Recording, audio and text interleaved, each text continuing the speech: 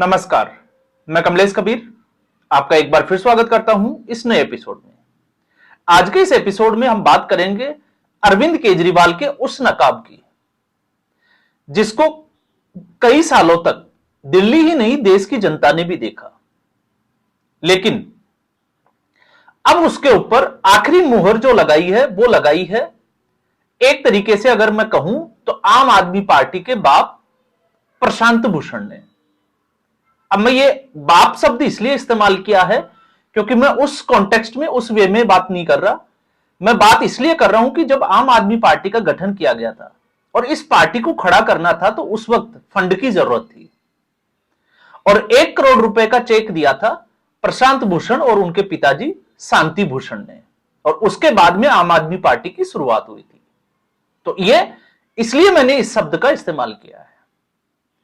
लेकिन अरविंद केजरीवाल के हर मॉडल को देखते हुए हर बार जो है वो अरविंद केजरीवाल का मॉडल फेल होता हुआ दिखाई दिया, लेकिन देश की पूरी जनता इस जिसको हम कहें कि असमंजस की स्थिति में थी कि कुमार विश्वास ने, योगेंद्र यादव ने और प्रशांत भूषण ने, जो कि 1 करोड़ रुपए देने वाला व्यक्ति है किरण बेदी, इन लोगों ने अरविंद केजरीवाल का साथ छोड़ा या फिर इनसे छुड़वाया गया।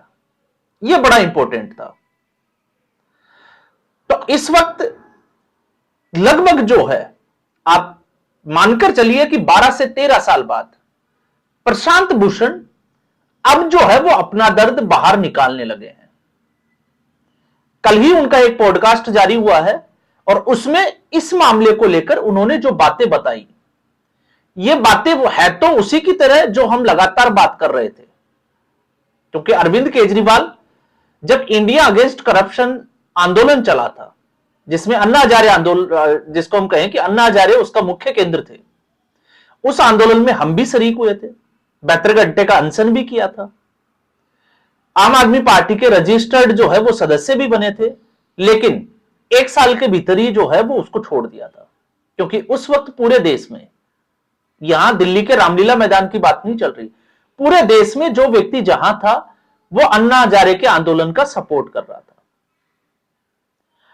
अब इससे पहले की जो कहानी है वो सबको पता है कि 2005 से, जिस वक्त अरविंद केजरीवाल 2005 से पहले आईआरएस अधिकारी थे और फिर जिस तरीके से उन्होंने लीव लिया और उसके बाद में मनीष सिसोदिया, ये मनीष सिसोदिया 2005 से ही अरविंद केजरीवाल के साथ था, और फिर उसके बाद में इनकी दौड़ शुरू होती है प्रशांत भूषण के घर तक।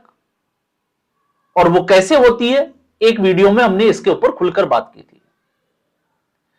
प्रशांत भूषण क्यों साथ लिया गया, इसके पीछे का कारण यह था क्योंकि इनके पिताजी शांति भूषण, इन्होंने लोकपाल को लेकर 1967-68 में जो है वो सरकार को एक मसौदा दिया था। तो इनको लगा कि शायद उस बहाने ये सत्ता में आ सकते हैं, तो फिर ये दौड़ धूप करते हैं। फिर अगली कहानी, अगला जो चैप्टर शुरू होता है यूपीए 2 की सरकार। तो यूपीए 2 की सरकार में 2G घोटाला हो, कोलगेट हो, कॉमनवेल्थ गेम्स का घोटाला हो, कांग्रेस पार्टी तमाम तरीके के घोटालों में गिरी हुई थी। तो प्रशांत भूषण के इस पॉडकास्ट को अगर हम देखें तो कांग्रेस पार्टी को वो क्लीन चिट नहीं दे रहे हैं, लेकिन प्रशांत भूषण की जो मनोस्थिति है अगर हम उसको भी समझें तो वो एक तरीके से एंटी बीजेपी या एंटी मोदी है, और जिसको हम कहें कि ध्रुव विरोधी है। ऐसा कोई कारण नहीं बचता कि वो सरकार को घेरते हुए नजर नहीं आते हो हर मुद्दे पर।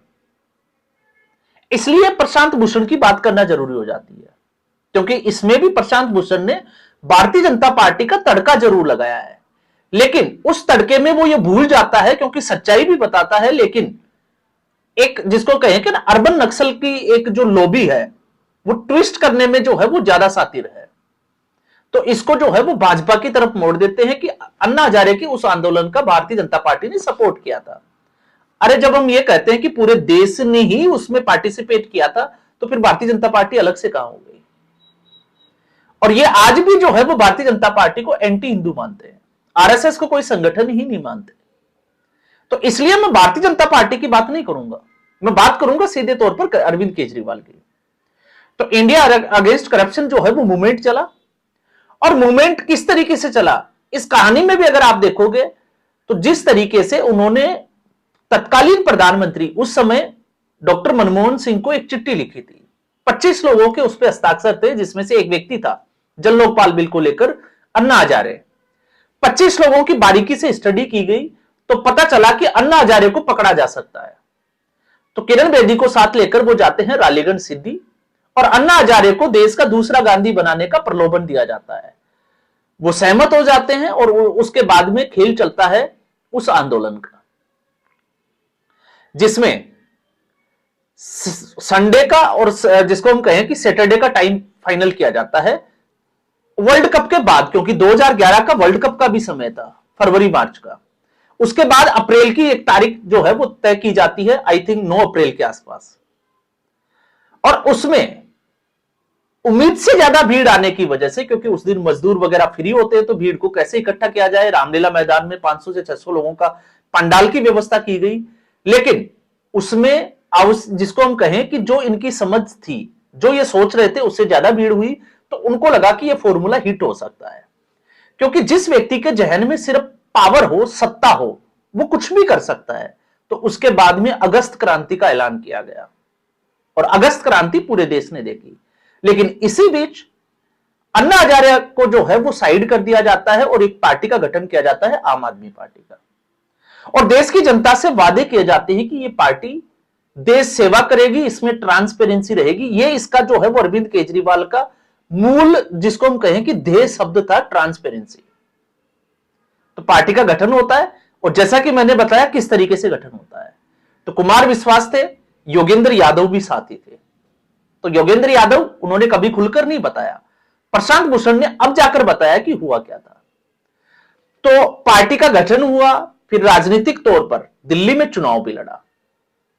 लेकिन उसके बाद से आज तक जो सवाल थे वो ये सवाल ये थे कि आखिर प्रशांत भूषण, योगेंद्र यादव इन्होंने छोड़ा क्यों।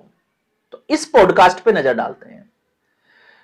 उसी वक्त जब आम आदमी पार्टी का गठन हुआ तो उसके बाद में आम आदमी पार्टी के वॉलेंटियर्स की एक जो है वो मंच तैयार किया गया, एक टीम तैयार की गई।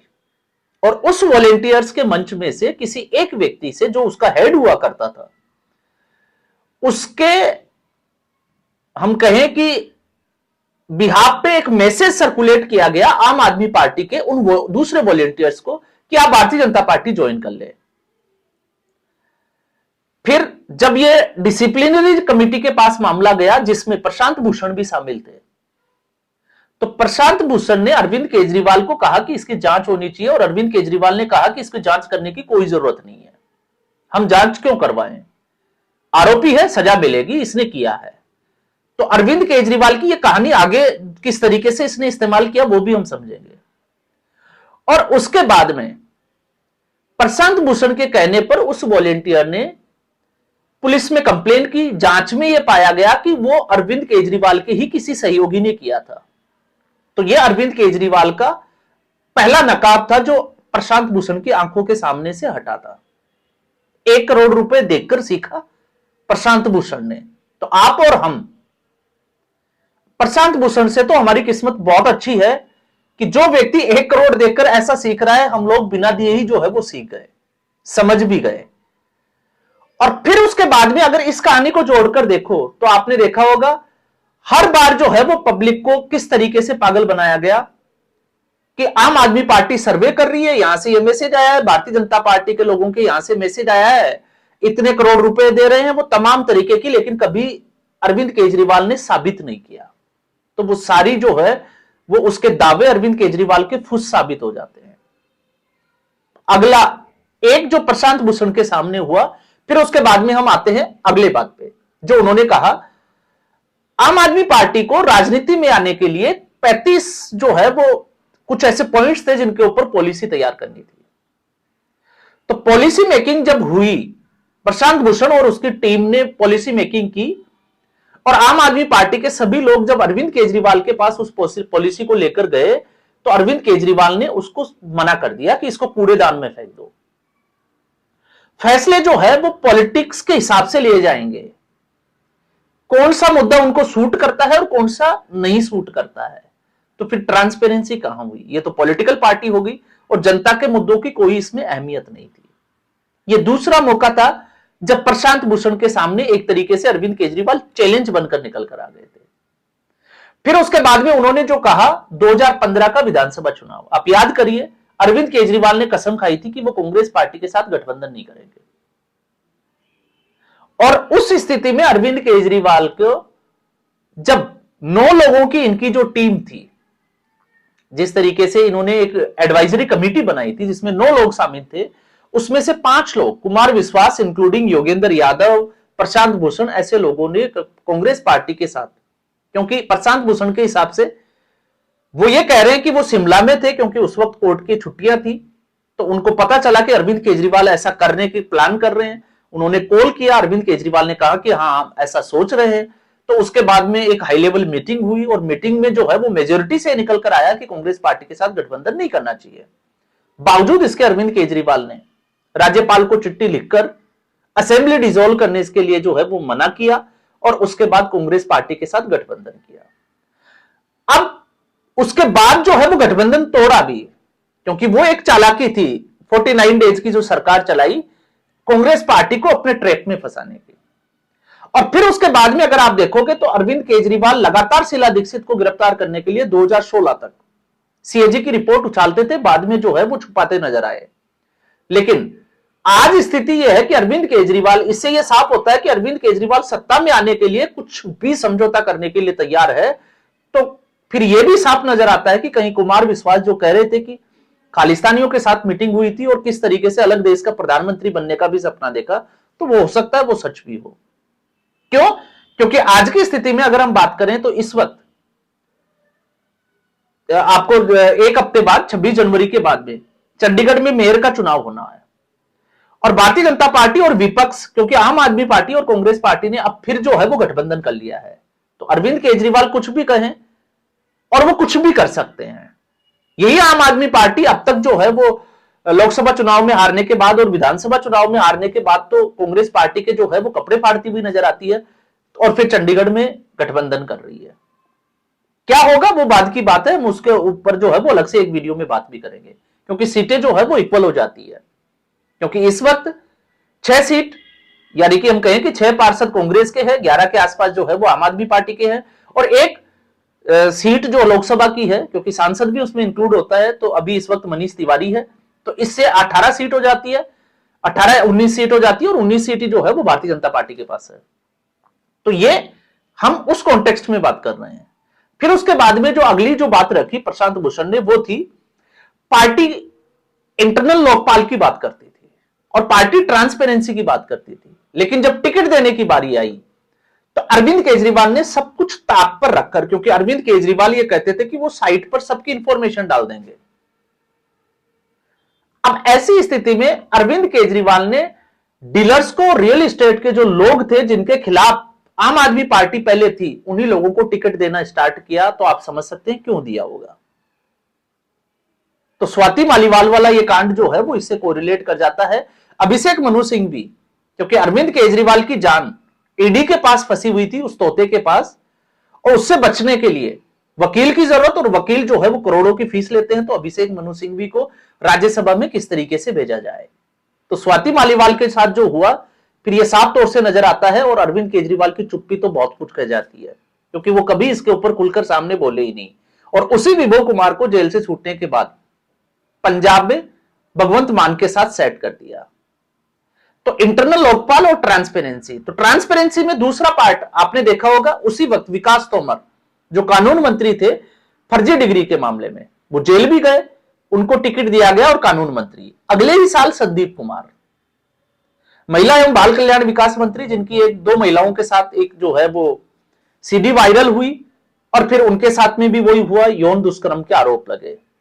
फिर उसके बाद प्रकाश जारवाल, अरविंद केजरीवाल, मनीष सिसोदिया, सब कुछ। तो अब आप सोच रहे होंगे कि वो 4 लोग कौन थे जो उस एडवाइजरी कमेटी की 5 लोगों के बजाय अरविंद केजरीवाल के साथ थे। तो एक तो अरविंद केजरीवाल और 3 लोग कौन थे, तो आप समझ सकते हैं कि वो दूसरा व्यक्ति कौन था, मनीष सिसोदिया।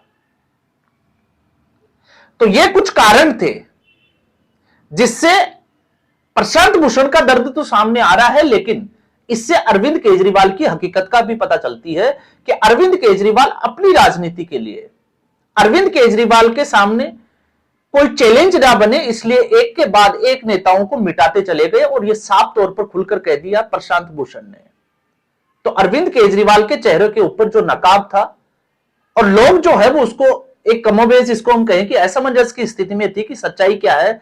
तो सच्चाई यह है कि अरविंद केजरीवाल प्रशांत भूषण के हिसाब से सबसे निचले स्तर के राजनेता, जो अपनी राजनीति के लिए किसी भी हद तक जा सकते हैं, और वो अरविंद केजरीवाल में साफ तौर से दिखाई देता है इस पॉडकास्ट के बाद में।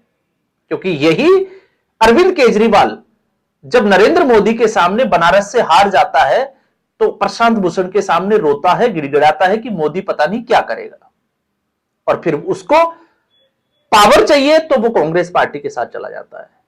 तो अब सवाल यह उठता है कि क्या अरविंद केजरीवाल के ऊपर भरोसा किया जा सकता है? तो इसका जवाब क्या है वो आप सब लोग जानते हैं। तो आज के एपिसोड में बस इतना ही। उम्मीद करूंगा वीडियो एपिसोड आपको पसंद आया होगा। वीडियो को लाइक करें, शेयर करें, चैनल जरूर सब्सक्राइब करें। धन्यवाद।